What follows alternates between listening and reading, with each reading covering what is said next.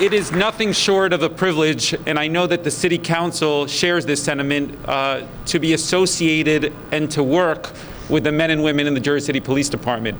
It has really been a year like no other. As many of you know, less than a year ago, we saw a mass shooting, hate crime here in Jersey City that many of you were involved in. We saw a response unparalleled when you look at municipal and city responses in those sort of instances around the country. As Director Shea and I often talk about, in most instances like that, when you look the days and weeks and months after, it usually tells a different story of heroism and maybe some mistakes. But when you look at what happened here on December 10th last year, you see that Jersey City Police Department acting bravely, acting properly, and there's been nothing to diminish that response months, days, till today as we look at what happened.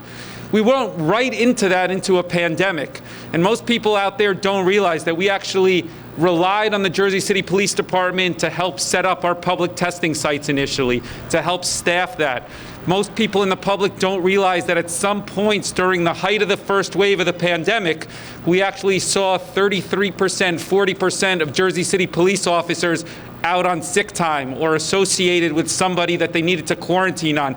And through that all, you still saw crime rates continue to decline and the Jersey City Police Department engaging the public in a positive way.